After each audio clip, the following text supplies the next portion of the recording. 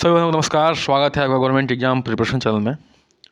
आज हम लोग जो चैप्टर करने वाले हैं वो चैप्टर है 13वां चैप्टर। ठीक है, कौन सा है चैप्टर? 13वां चैप्टर है, घटना चक्र का है, जो सीरीज चल रहा है, प्रश्नों का अभ्यास चल रहा है घटना चक्र बुक से। उस चैप्टर का नाम है आपका जीवन चक्र के दौरान पोषण। वो चाहे शैशवावस्था में हो, बचपन में हो, किशोरावस्था में हो, और भारत में शिशु मृत्यु दर और मातृ मृत्यु दर। ठीक है, इस चीज़ को हम लोग आज पढ़ने वाले हैं। मतलब कि पढ़ने का मतलब है कि क्वेश्चन आंसर का प्रैक्टिस करने वाले हैं। तो इस चैप्टर को भी हम लोग 3 पार्ट में कवर कर लेंगे। चैप्टर नंबर 13 है, ठीक है, इसको 3 पार्ट में कवर कर लेंगे, इसके क्वेश्चन आंसर को। और देखिए, जो भी हम क्वेश्चन आंसर करते हैं एकदम डिटेल जानकारी देते हैं, उसमें कोई भी कन्फ्यूजन नहीं रहता है आपको, मुझे पूरा ऐसा विश्वास है। क्यों? क्योंकि जितने भी कीवर्ड हैं, जितने भी मेन पॉइंट है, मैं पूरी कोशिश करता हूं कि पूरी तरीके से क्या करूं, उसको एक्सप्लेन कर दूं। ठीक है, चलिए शुरू करते हैं। आज का पहला प्रश्न, समाज का विभिन्न समूहों में उनकी विशिष्टता, सामाजिक स्थिति और भूमिकाओं के आधार पर वर्गीकरण करने को कहते हैं। ठीक है, जो समाज में विभिन्न समूहों में उनकी विशिष्टता पर, सामाजिक स्थिति पर, ठीक है, और भूमिकाओं के आधार पर वर्गीकरण करने को क्या कहते हैं? सामाजिक स्तरीकरण कहते हैं, सामाजिक नियंत्रण कहते हैं, सामाजिक परिवर्तन कहते हैं, या सामाजिक वर्ग कहते हैं। तो इसका उत्तर तो आपको सामने दिख ही रहा है। ठीक है, इसको क्या कहते हैं? सामाजिक स्तरीकरण कहते हैं। ठीक है, तो इस चीज़ को आप लोग ध्यान से जान लीजिए कि सामाजिक स्तरीकरण एक सार्वभौमिक प्रक्रिया है। क्या है? सार्वभौमिक प्रक्रिया है। कोई भी ऐसा समाज नहीं है जो विशिष्टताओं के आधार पर या भूमिकाओं के आधार पर या सामाजिक स्थिति के आधार पर वर्गीकृत न हुआ हो। तो ये एक क्या है? सार्वभौमिक प्रक्रिया है। और इसके स्तर पे बांटना, मतलब विशिष्टताओं के आधार पे, कैरेक्टरिस्टिक जिसको अंग्रेजी में कहते हैं, सामाजिक स्थिति यानी कि स्टेटस, और भूमिका यानी कि रोल के आधार पर वर्गीकरण को ही क्या कहते हैं? सामाजिक स्तरीकरण कहते हैं। इस चीज़ को ध्यान से जान लीजिए। अगले प्रश्न पे आते हैं। ठीक है, नवजात शिशु में जन्म के समय 1 या 2 वृषणों में उत्पत्ति की विफलता को कहा जाता है। इस प्रश्न को हम लोग कर चुके हैं, लेकिन एक बार रिवीजन पॉइंट ऑफ व्यू से भी देख लीजिए कि जो नवजात शिशु में 2 वृषण यानी कि टेस्टिस, ठीक है, अभी चित्र के माध्यम से समझाने की कोशिश करूंगा, उसमें जो सही तरीके से उत्पत्ति नहीं हो पाती है उसको क्या कहते हैं? ठीक है, उस विफलता को क्या कहते हैं? कहने का मतलब है आर्डियो आर्की डोपेक्सी कहते हैं, फाइमोसिस कहते हैं, क्रिप्टो रिजिटिस कहते हैं, या हिड्रोसेली कहते हैं। ठीक है, तो इसको क्या कहते हैं? क्रिप्टोकिडिस। ठीक है, क्रिप्टोचिडिस कहिए या किडिस कहिए, इसको क्रिप्टोकिडिस कहते हैं। तो देख लीजिए, नवजात शिशुओं में जन्म के समय 1 या 2 वृषणों में उत्पत्ति की विफलता हो जाती है को क्रिप्टोकिडिस कहा जाता है। ध्यान रखिएगा। चलिए चित्र के माध्यम से समझने की कोशिश करते हैं। अब देखिए, ये नवजात शिशु का टेस्टिस है। ठीक है, ये नॉर्मल है। क्या है? ये नॉर्मल है, ये एबनॉर्मल है, ये यहीं रह गया है, इसको आना चाहिए था यहाँ पे। ठीक है, लेकिन आ नहीं पाया है किसी न किसी कारणवश। तो इसी विफलता को, जो 1 या दोनों वृषणों को सही तरीके से जो नहीं उत्पत्ति हो पाती है, इसी को कहते हैं क्रिप्टोकिडिस। ये देख के आपको समझ में आ रहा होगा। ठीक है, चलिए आगे बढ़ते हैं। क्वेश्चन संख्या 3 पे आते हैं। वह ग्रंथि जो वयस्क अवस्था में गायब हो जाती है परंतु बच्चों में क्रियाशील रहती है। ठीक है, वयस्क अवस्था में मतलब कि काम करना बंद कर देती है, और लेकिन बच्चों में यह क्रियाशील रहती है। उस ग्रंथि को क्या कहते हैं? हाइपोथैलेमस कहते हैं, पैराथायराइड कहते हैं, एड्रिनल एट्रिक्स कहते हैं, या थाइमस कहते हैं। बताइए। तो तीसरा का उत्तर हो जाएगा डी ऑप्शन, यानी कि थाइमस कहते हैं। वह ग्रंथि जो है वयस्क अवस्था में, मतलब युवा अवस्था में गायब हो जाती है परंतु बच्चों में क्रियाशील होती है, वह होती है थाइमस। ठीक है, इसको भी चित्र के माध्यम से समझने की कोशिश करेंगे हम लोग। थाइमस ग्रंथि वयस्क अवस्था में क्या हो जाती है? गायब हो जाती है, परंतु बच्चों में क्रियाशील रहती है। मानव शरीर में थाइमस ग्रंथि गर्दन के निचले भाग में, कहाँ पाई जाती है? गर्दन के निचले भाग में, और सीने के ऊपरी भाग में होती है। ठीक है, थाइमस ग्रंथि थाइमोसिन हार्मोन स्रावित करती है, जो शरीर के प्रतिरक्षक तंत्र के विकास में भूमिका अदा करता है। कौन सा हार्मोन थाइमस ग्रंथि क्रिएट करती है? थाइमोसिन हार्मोन क्रिएट करती है, जो शरीर के प्रतिरक्षक तंत्र के विकास में भूमिका अदा करती है। चलिए इस ग्रंथि को देख लेते हैं चित्र के माध्यम से। अब देखिए यहाँ पे ये है थाइमस ग्लैंड, यानी कि थाइमस ग्रंथि। ये कहाँ है? गर्दन के नीचे और सीने क्या है? ऊपरी भाग में है। ये आपका रिब्स हो गया, ये ब्रेस्ट बोन हो गया यहाँ पे, और ये लंग हो गया, और ये हार्ट हो गया। ठीक है, तो फिलहाल उससे मतलब नहीं है हमें। किससे मतलब है? जिससे मतलब उसकी बात करते हैं। हमें मतलब है थाइमस ग्लैंड से। ठीक है, ये सीने के ऊपरी भाग में और गर्दन के नीचे भाग में है, और इस ग्रंथि से थाइमोसिन हार्मोन स्रावित होता है। कौन सा स्रावित होता है? थाइमोसिन हार्मोन स्रावित होता है, जो क्या करता है? प्रतिरक्षण तंत्र को क्या करता है? विकास में अपना रोल अदा करता है। चलिए अगले प्रश्न पे आते हैं। एक वयस्क आदमी की बॉडी मास इंडेक्स यानी कि बीएमआई, ठीक है, बड़ा इंपॉर्टेंट है। ठीक है, इसका फार्मूला भी याद कर लीजिएगा, याद करवा देंगे हम। ठीक है, कितना होना चाहिए? मतलब कि एक वयस्क आदमी का जो स्वस्थ जिसको कहा जाएगा, उसका बीएमआई कितना होना चाहिए, बॉडी मास इंडेक्स कितना होना चाहिए? तो 15 से 19 के बीच में होना चाहिए, कि 20 से 25 के बीच में होना चाहिए, 26 से 30 के बीच में होना चाहिए, या 31 से 35 के बीच में होना चाहिए? तो बताइए कितना होना चाहिए? तो जो सही, इसका सही उत्तर होगा चौथे का हो जाएगा बी ऑप्शन, यानी कि 20 से 25 के बीच में होना चाहिए। तो देखिए एक वयस्क आदमी की बॉडी मास इंडेक्स जो है 20 से 25 के बीच होना चाहिए। ठीक है, बाकी बॉडी मास इंडेक्स का फार्मूला याद कर लीजिए, बेहद इंपॉर्टेंट फार्मूला है ये। डायरेक्ट फार्मूला भी पूछा जा सकता है। वेट इन केजी, मतलब कि भार, ठीक है, केजी में बटे हाइट इन मीटर का स्क्वायर है। ध्यान रखिएगा, हाइट इन मीटर का स्क्वायर है बीएमआई। ठीक है, वेट इन केजी अपन हाइट इन मीटर का स्क्वायर। अगर उस एक फार्मूला यूज करने के बाद अगर आपका बीएमआई जो है 20 से 25 के बीच में आता है, तो समझिए कि आप क्या है, स्वस्थ है। फिलहाल मैं आपको एक चार्ट दिखा दे रहा हूँ। चार्ट मेन है, ठीक है, ये तो प्रश्न है, चार्ट मेन है आपका। ठीक है, तो चार्ट के माध्यम से समझने की कोशिश करते हैं। ये चलिए, ठीक है, ये है आपका बॉडी मास इंडेक्स का चार्ट। अगर अंडरवेट का है, मतलब ये देखिए, ये कामा नहीं, ये पॉइंट है, ध्यान रखिएगा, ये पॉइंट है, जो कामा तरीके का दिख रहा है वो पॉइंट है। ठीक है, अगर अंडरवेट मतलब कि कम वजन जो है, उसका बीएमआई कितना होगा? उसका बीएमआई होगा 18.5 से कम। जो नॉर्मल व्यक्ति है उसका देखिए 18.5 से 24.9 के बीच में है। तो वही 20 से 25 वाला जो है हम लोग को प्रश्न में था, वो नॉर्मल हो जाएगा, मतलब कि एकदम सही वेट में है। ओवर वेट में कौन सा आएगा? जो 25 से 29.5 के बीच में है। ओबेस में मतलब कि मोटा से भी मोटा कौन होगा? 30 से 34.9 के बीच में। और एक्सट्रीमली ओबेस मतलब कि बहुत ज़्यादा मोटा कौन हो जाएगा? जिसका बीएमआई 35 से ऊपर होगा, वो बहुत ज़्यादा मोटे में की श्रेणी में आ जाएगा। मोटापा क्या है? हेल्थ के लिए बड़ा खतरनाक चीज़ है, इसलिए अपने बीएमआई को क्या रखें? मेंटेन रखें, 18.5 से लेकर 24.9 के बीच में रखें। ठीक है, तो चलिए ये आपको समझ में आ गया होगा कि बॉडी मास इंडेक्स का फार्मूला जो है weight in KG, wait in KG, ठीक है, अपन हाइट इन मीटर का स्क्वायर, मीटर में। ठीक है, हाइट इन मीटर में होना चाहिए, यही बीएमआई होता है। ठीक है, और बीएमआई कितने से कितने के बीच में होना चाहिए नॉर्मल के लिए? तो ये आपके चार्ट दिया हुआ है, 18.5 से लेके 24.9 के बीच में। बेहद इंपॉर्टेंट है, इससे किसी ना किसी तरीके से एक प्रश्न जरूर पूछ लिया जाएगा आपसे। चलिए आगे बढ़ते हैं, 5वें प्रश्न पे आते हैं।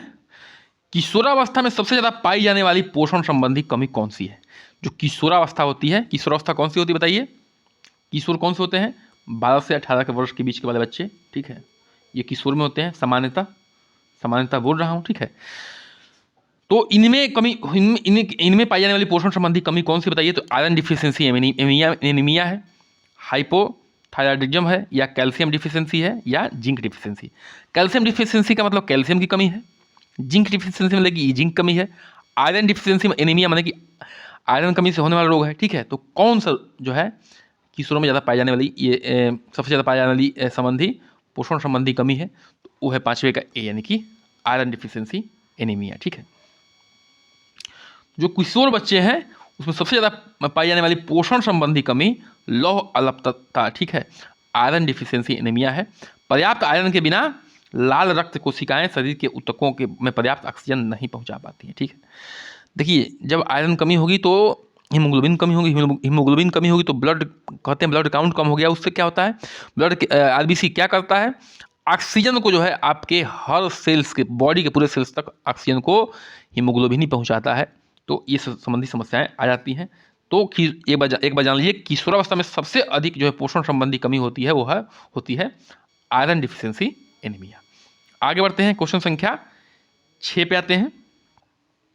रोड टू हेल्थ कार्ड, ध्यान रखिएगा, इस प्रश्न याद कर लीजिएगा कि रोड टू हेल्थ कार्ड क्या है, का उपयोग निम्न में से किसके लिए किया जाता है, बताइए।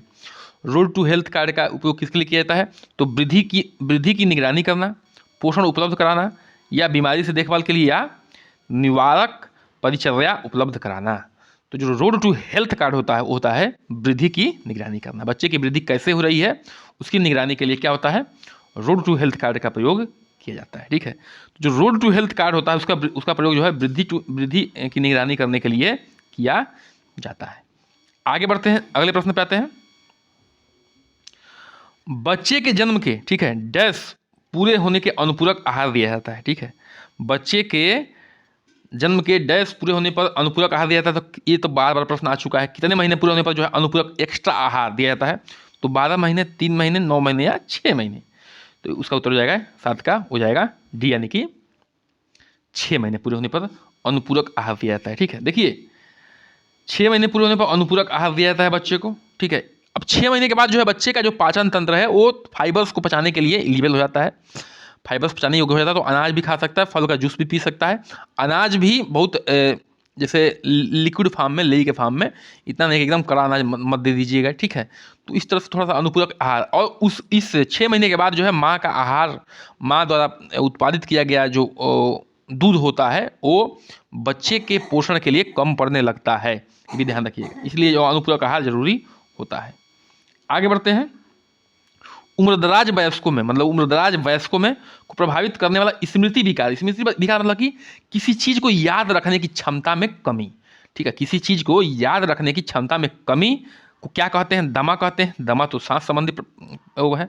दुष्पोषण कहते हैं, पोषण संबंधित प्रक्रिया मनोभ्रंश या अनिद्रा कहते हैं। तो सीधी सी बात है, 8वें का हो जाएगा सी, यानी कि मनोभ्रंश कहते हैं, मन से संबंधित है चीज है। ठीक है, जो उम्रदराज वयस्कों को प्रभावित करने वाली स्मृति विकार यानी कि को मनोभ्रांश यानी कि डेमेनिटिया कहते हैं। देखिए ऐसे प्रश्नों का अंग्रेजी भी याद रख लीजिएगा, ध्यान रखिएगा, क्योंकि डायरेक्ट डेमेनिटिया अंग्रेजी हिंदी में लिख देगा। अब डेमेनिटिया आपको मनोभ्रंश तो पता है, डेमेनिटिया नहीं पता है। चीज़ तो पता है आपको, लेकिन ये चीज़ नहीं पता है अंग्रेजी वाला, क्योंकि देखिए जो साइंस के चीज़ होते हैं ना उनको मैक्सिमम अंग्रेजी में ही प्रीफर किया जाता है, जो साइंस के टर्म्स होते हैं। तो कृपया करके थोड़ा सा इस पर भी ध्यान दे लीजिएगा। चलिए आगे बढ़ते हैं। क्वेश्चन संख्या, हमें कैसे सिलेक्शन लेना है, ठीक है, तो मेहनत तो करना पड़ेगा। क्वेश्चन संख्या 9 पे आते हैं। चयापचय प्रक्रिया में, ठीक है, मेटाबॉलिज्म वाली प्रक्रिया की बात हो रही है, से संबंधित अंगक के अंदर पाए जाते हैं। अंगक के अंदर क्या पाया जाता है भाई, बताइए? राइबोसोम पाया जाता है, कोशिका द्रव्य पाया जाता है, सूत्रकणिका पाया जाता है, या अंतर द्रव्य जलिका पाया जाता है। तो जो 9वां होगा उसका उत्तर हो जाएगा बी। ठीक है, क्या पाया जाता है? अंगक के अंदर कोशिका द्रव्य पाया जाता है। तो चयापचय प्रक्रिया यानी कि मेटाबॉलिज्म प्रक्रिया संबंधित अंगक कोशिका द्रव्य में मतलब अंगक में साइटोप्लाज्म में पाया जाता है। अंगक कहाँ पाया जाता है? साइटोप्लाज्म में पाया जाता है। आगे बढ़ते हैं, क्वेश्चन संख्या 10 पे आते हैं। जब किसी वयस्क की BMI 18 kg से नीचे होता है तो इस स्थिति में कहा जा सकता है। ठीक है, 18 से नीचे वाले क्या बताए थे, बताइए, याद करिए। अभी जो BMI दिखाए थे, BMI वाला चार्ट, उसमें 18 से नीचे वाला क्या था? कम वजन था कि ज़्यादा वजन था कि स्थूल था या प्री ओबीज था? तो क्या था? तो वो था आपका कम वजन। ठीक है, जितना वजन चाहिए उससे कम वजन था। जिसका BMI 18 से कम आ रहा होगा उसका वजन क्या है, क्या बताइए? कम वजन कहा जाएगा। ठीक है, मतलब कि वजन जो है मतलब कि एक स्वस्थ आदमी के हिसाब से नहीं है। किसी वयस्क का BMI जो है 18 kg पर मीटर स्क्वायर से कम है, नीचे है, तो इसे स्थिति में कम वजन यानी कि अंडर वेट कहा जाता है।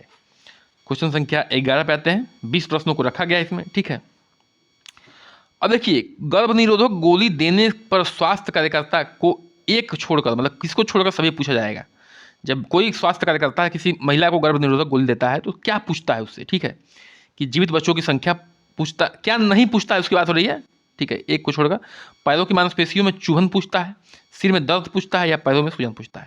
तो देखिए ये सभी चीज़ें पूछता है, लेकिन क्या नहीं पूछता है? तो जीवित बच्चों की संख्या नहीं पूछता। उससे जीवित बच्चों की संख्या क्या मतलब है? वो तो गर्भ निरोधक गोली दे रहा है गर्भ रोकने के लिए। ठीक है, तो उत्तर हो जाएगा 11 का, हो जाएगा ए ऑप्शन। ठीक है, इसको छोड़कर सब कुछ पूछता है वो। तो गर्भ निरोधक गोली देने पर स्वास्थ्य कार्यकर्ता द्वारा प्रश्न पूछ जाते हैं जिनमें जीवित बच्चों की संख्या के बारे में प्रायः नहीं पूछा जाता।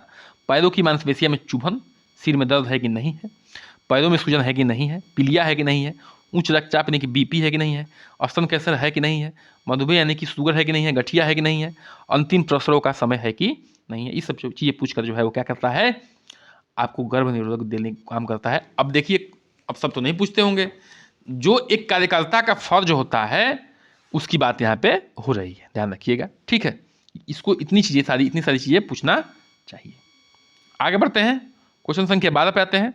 गर्भाशय गुहा की लंबाई एवं स्थिति का आकलन करने के लिए प्रयोग किया जाने वाला उपकरण कौन सा है, बताइए।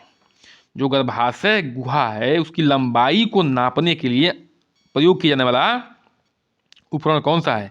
वेजाइनल स्पेकुलम है, वाल्सेलम है, या टिनाकुलम है, या यूटेराइन साउंड है। तो जो 12वां है उसका उत्तर हो जाएगा डी, यानी कि यूटेराइन साउंड है, ठीक है। तो गर्भाशय गुहा की लंबाई और स्थिति का आकलन करने के लिए, यूटेराइन साउंड का नामक उपकरण का प्रयोग किया जाता है। किसका प्रयोग किया जाता है? यूटेराइन साउंड नामक उपकरण का प्रयोग किया जाता है गर्भाशय गुहा की लंबाई को नापने के लिए। इसको एकदम रट जाइएगा, याद कर लीजिएगा, ठीक है। ऐसे प्रश्न बनते हैं। क्वेश्चन संख्या 13 पे आते हैं। डायफ्राम या डच कैप का उपयोग करने पर परिवार नियोजन के उपाय में निम्न कहा जाता है, ठीक है। डायफ्राम को या डच का उपयोग करने के परिवार नियोजन उपायों को निम्न कहा जाता है, बताइए क्या कहा जाता है? प्राकृतिक विधि कहा जाता है, बैरियर विधि कहा जाता है, ठीक है, अंतरागर्भाशय गर्भ निरोधक कहा जाता है, या कैलेंडर विधि कहा जाता है, बताइए क्या कहा जाता है? तो जो इसका ये उत्तर हो जाएगा वो क्या, उसका उत्तर हो जाएगा बी, यानी कि बैरियर विधि कहा जाता है। डायफ्राम या डच कैप का प्रयोग करके जो है परिवार का नियोजन किया जा सकता है, मतलब परिवार के बढ़ोतरी को रोका जा सकता है। इस चीज़ को हम लोग देख लेते हैं कि ये कैसे काम करता है डायफ्राम या डच कैप। देखिए, ये है डायफ्राम या डच कैप है, इसको जो है गर्भाशय के मुंह पर लगा दिया जाता है, तो यहाँ से जो स्पर्म आता है इसके अंदर नहीं जा पाता, ठीक है। जब नहीं जा पाएगा तो गर्भ ठहरने की फैलोपियन ट्यूब में नहीं जा पाएगा, जब फैलोपियन ट्यूब में नहीं जा पाएगा तो स्पर्म तो जो है एक तरह से यहाँ पे बैरियर लगा रहे हैं, रुकावट पैदा कर दे रहा है, ठीक है, अंदर जाने से स्पर्म को। तो इस तरह से जो है इस विधि का प्रयोग करके हम लोग क्या कर सकते हैं, गर्भ ठहरने से रोक सकते हैं, ठीक है। तो आगे बढ़ते हैं। तो जो डायफ्राम है, डायफ्राम गर्भ निरोधक बैरियर है, बाधा है, विधि के रूप में कार्य करता है। अन्य गर्भ निरोधक इंजेक्शन, कापर टी, जन्म नियंत्रण गोलियां, पुरुष संबंधी या महिला संबंधी आदि का शामिल किया जाता है, ठीक है। लेकिन ये क्या है, ये बाधा प्रयोग करके जो है स्पर्म को अंदर नहीं जाने देता है। आगे बढ़ते हैं, क्वेश्चन संख्या 14 पे आते हैं। प्राथमिक स्वास्थ्य केंद्र में प्रसव पूर्व देखभाल में निम्नलिखित सभी शामिल है सिवाय की। जो प्राथमिक स्वास्थ्य केंद्र है उसमें प्रसव होने से पहले, डिलीवरी होने से पहले सभी कुछ किया जाता है, लेकिन क्या नहीं किया जाता है, बताइए क्या नहीं किया जाता है? तो देखिए, प्रयोगशाला जांच जैसे हीमोग्लोबिन और ब्लड ग्रुपिंग ये सब किया जाता है, ठीक है। पोषण और स्वास्थ्य परामर्श ये भी दिया जाता है प्राथमिक स्वास्थ्य केंद्र में। गर्भावस्था के दौरान उच्च जोखिम और खतरनाक संकेतों की पहचान की प्रबंधन किया जाता है, ध्यान रखिए, पहचान और प्रबंधन किया जाता है, ठीक है। ये उच्च जोखिम भरी प्रसव का संचालन जो है यहाँ पे नहीं किया जाता है, ठीक है। तो इसका उत्तर यही हो जाएगा कि प्राथमिक स्वास्थ्य केंद्र में इतनी सुविधाएं नहीं होती है कि उच्च जोखिम भरा प्रसव करा सके, ठीक है। तो इसलिए जो है इसका उत्तर डी हो जाएगा। आगे बढ़ते हैं, क्वेश्चन संख्या 15 पे आते हैं। गर्भवती महिला को 4 माह के गर्भ पर टिटनेस टॉक्साइड का पहला टीका लगा था, 4 महीने पर पहला टीका लग गया था। अब वह 8वें माह की जांच हेतु आई है। अब टीके के बारे में क्या निर्णय लेंगे, बताइए। 4 महीने पर उसका टीका लगा था, लेकिन अब जो है दूसरा टीका नहीं लग पाया था, जबकि टिटनेस टॉक्साइड का टीका जो है 4 हफ्ते गैप पे लग जाना चाहिए, 2 टीके, ठीक है। एक अब 2 महीने बाद और फिर 4 हफ्ते के बाद, ठीक है। इतने दिन में 2 टीके लग जाना चाहिए, लेकिन इसने एक ही लगवाया है, वो भी 4 महीने के बाद, और फिर 8वें महीने में आई है। तो अब क्या करेंगे आप बताइए। टीटी का टीका नहीं लगाएंगे, टीटी का दूसरा टीका लगाएंगे, टीटी का 0.5 ml की जगह 10.1 ml लगा दिया जाएगा, या आज टीटी का टीका लगाएंगे और महिला को 15 दिन बाद क्या करेंगे, टीटी के एक और टीके के लिए बुलाएंगे। तो इसका उत्तर हो जाएगा बी ऑप्शन, कि नहीं, टीटी का जो है दूसरा टीका लगा देंगे उसको, ठीक है, अभी लगा देंगे, ठीक है। तो देखिए, जो गर्भवती महिला है उसके अजन्मे बच्चे के स्वास्थ्य के दृष्टिगत स्वास्थ्य के दौरान टेटनस टॉक्साइड का टीका लगाया जाता है। पहला गर्भावस्था है तो टीटी के 2 टीके लगाए जाना चाहिए, ठीक है।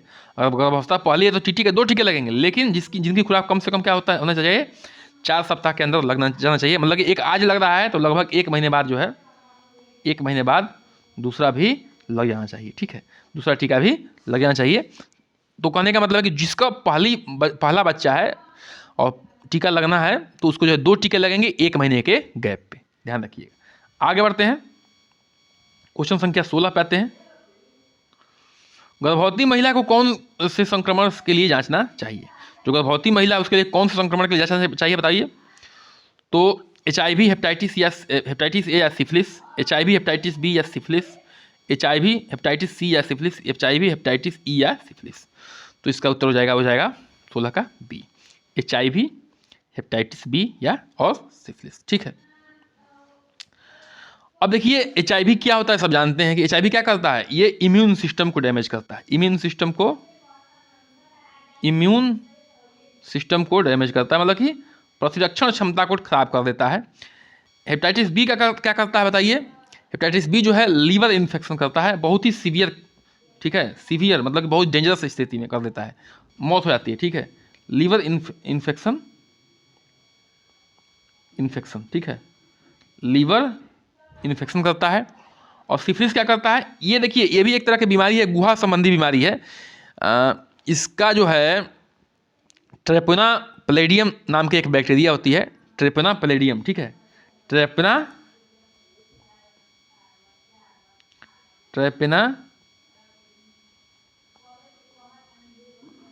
पैलेडियम नामक बैक्टीरिया से ये बीमारी होती है, ठीक है। गुहा संबंधी बीमारी है, खासतौर से सेक्सुअल कांटेक्ट या ओरल कांटेक्ट से हो जाता है, ठीक है। सेक्सुअल कांटेक्ट बनाते हैं या ओरल कांटेक्ट बनाते हैं, उससे ये बीमारी फैलती है। तो इन तीनों चीज़ों को जो है जांच करवाना चाहिए, गर्भवती महिला में संक्रमण का जांच करवा लेना चाहिए, ठीक है। तो देखिए गर्भवती महिला में जो है HIV का, हेपेटाइटिस बी का और सिफिलिस का, हीमोग्लोबिन का और तनाव की जाँच करानी चाहिए। क्यों? क्योंकि देखिए HIV, हेपेटाइटिस बी और सिफिलिस जो ऐसी चीज़ें हैं कि बच्चे में भी फैलने के चांस बन जाते हैं, ठीक है। किसी को महिला को HIV है तो 66% चांस है कि बच्चे में भी हो जाएगा, ठीक है। तो कभी कभी जो है बच्चे के ब्लड की भी सैंपल लिया जाता है, अंदर जो बच्चा पल रहा है उसकी बात कर रहा हूँ, ठीक है। अब देखिए पार्टोग्राफ में अलर्ट लाइन और एक्शन लाइन में कितने घंटे का अंतराल होता है? पार्टोग्राफ क्या होता है पहले तो ये जान लीजिए। पार्टोग्राफ जो है एक तरह का ग्राफ है, क्या है? ग्राफ है, ग्राफिकल रिकॉर्ड है, ठीक है। किसका? लेबर के दौरान, जब भी डिलीवरी होती है उसके दौरान एक रिकॉर्ड निकाला जाता है, उसमें जो भी वो लोग रिकॉर्ड निकालते हैं उसमें ग्राफ बन के आता है, उसमें 2 लाइनें आती हैं, ठीक है, अलर्ट लाइन और एक्शन लाइन। तो उनमें कितने घंटे का अंतर होता है, ठीक है। तो 2 घंटे का होता है, 3 घंटे का होता है, घबराइए मत, चित्र के माध्यम से दिखाऊंगा सब समझ में आएगा, ठीक है। 4 घंटे का होता है या 6 घंटे का होता है, 17 का हो जाएगा आपका सी, यानी कि 4 घंटे का अंतर होता है। तो पार्टोग्राफ में अलर्ट लाइन और एक्शन लाइन में 4 घंटे का अंतर होता है। पार्टोग्राफ क्या होता है? लेबर के दौरान क्या है? लेबर के दौरान ग्राफिकल रिकॉर्ड है, ठीक है। ग्राफिकल क्या रिकॉर्ड है? टाइम के अगेंस्ट, टाइम के साथ। तो इस चीज़ को देख लेते हैं। देखिए ये क्या है, ये आपके सामने पार्टोग्राफ है, ठीक है। क्या है? पार्टोग्राफ है। ये है अलर्ट लाइन और ये क्या है? Action line. इनके बीच में जो गैप है वो क्या है? 4 घंटे का अंतराल है, ठीक है। इसी चीज़ को ये लोग पूछ रहे हैं। चलिए आगे बढ़ते हैं, क्वेश्चन संख्या 18 पे आते हैं। असुरक्षित यौन संबंध, अनप्रोटेक्टेड यौन संबंध, ठीक है, के बाद कितने समय के भीतर आपातकालीन गर्भ निरोधक गोली लेने से गर्भ ठहरने की संभावना कम हो जाती है? अगर किसी ने अनप्रोटेक्टेड यौन संबंध बना लिया है तो कितने घंटे के भीतर जो है अगर कोई गर्भ निरोधक गोली ले लेते हैं तो जो है वो गर्भ ठहरने की संभावना कम होती है। तो 24 घंटे के भीतर, 48 घंटे के भीतर, 72 घंटे के भीतर या 120 घंटे के भीतर। तो इसका उत्तर हो जाएगा 18 का, हो जाएगा सी, यानी कि 72 घंटे के भीतर, ठीक है। तो असुरक्षित यौन संबंध 72 घंटे के अंदर आपातकालीन गर्भ निरोधक गोली लेने से गर्भ ठहरने की संभावना कम हो जाती है। एक गोली ऐसे ही करके आती है अनवांटेड 72, उससे याद कर लीजिएगा। अनवांटेड 72 मतलब कि अगर आप बच्चा नहीं चाहते हैं तो 72 घंटे के अंदर जो है इसको ले सकते हैं, ठीक है। गर्भ निरोधक के अन्य तरीके भी हैं। गर्भ कंडोम का इस्तेमाल कर लीजिए, पुरुष नसबंदी करवा लीजिए या महिला नसबंदी करवा लीजिए। इससे क्या होगा, गर्भ ठहरने के चांस कम हो जाएंगे। आगे बढ़ते हैं, क्वेश्चन संख्या 19 पे आते हैं। टेस्टोस्टेरोन एक हार्मोन है जो पाया जाता है, किसमें पाया जाता है बताइए? पुरुषों में पाया जाता है, महिलाओं में पाया जाता है, पुरुष में केवल पुरुष में यौवन के समय पाया जाता है या पुरुष तथा महिलाओं दोनों में पाया जाता है, बताइए। तो टेस्टोस्टेरोन को याद कर लीजिएगा, ये डी यानी कि महिला और पुरुष दोनों में पाया जाता है, ठीक है। किसमें पाया जाता है? महिला और पुरुष दोनों में पाया जाता है। अब देखिए पुरुष में कहाँ पाया जाता है? पुरुष के अंडकोश में पाया जाता है, ध्यान रखिएगा, पुरुष के अंडकोश में पाया जाता है। और महिला के अंडाशय में पाया जाता है, क्या? टेस्टोस्टेरोन, ठीक है। चलिए आज के अंतिम प्रश्न पे आते हैं। इसी के साथ चैनल को सब्सक्राइब कर दिए, लाइक करिए, बताइए सेशन कैसा लग रहा है, ठीक है। आपके साथ एकदम लगे हुए हैं और बिल्कुल लगे रहेंगे जब तक एग्जाम नहीं हो जाता है तब तक। एक वर्ष में गर्भधारण की संख्या 15 से एक वर्ष में गर्भधारण की संख्या से 15 से 44 वर्ष की आयु में विवाहित महिलाओं के अनुपात को निम्न कहा जाता है, ठीक है। एक वर्ष में गर्भधारण की संख्या से 15 से 44 वर्ष की आयु में विवाहित अनुपात की जो महिलाएं हैं उनको क्या कहा जाता है बताइए? तो उसको क्या कहा जाएगा बताइए? सकल प्रजनन दर कहा जाएगा या सकल शुद्ध प्रजनन दर कहा जाएगा, गर्भाशय दर कहा जाएगा या विवाह दर कहा जाएगा, ठीक है। तो जो 20वें का उत्तर हो जाएगा वो हो जाएगा आपका सी यानी कि गर्भावस्था दर कहा जाएगा, ठीक है। अब देखिए इसको ऐसे समझ लेते हैं कि एक वर्ष में गर्भधारण की संख्या, एक वर्ष में गर्भधारण कितना हुआ है, गर्भधारण कितना हुआ है, ठीक है, की संख्या, गर्भधारण की संख्या कितनी है बटे 15 से 44 वर्ष की जो महिलाएं हैं जिनकी शादी हो चुकी है, जो गर्भधारण के योग्य हैं, ठीक है, गर्भधारण के योग्य हैं, शादी हो चुकी है, उनका महिलाओं का अनुपात क्या, गर्भधारण योग्य महिला, ठीक है, जिनकी शादी भी हो चुकी है उसको क्या कहा जाएगा? वही कहा जाएगा गर्भावस्था दर, ठीक है। ये ध्यान रखिएगा। तो इसी के साथ जो है आज के सेशन को समाप्त करते हैं। कृपया करके चैनल को सब्सक्राइब करिए, लाइक करिए, शेयर करिए, कमेंट करिए कैसा सेशन लग रहा है आपको, ठीक है। बन रहिए हमारे साथ।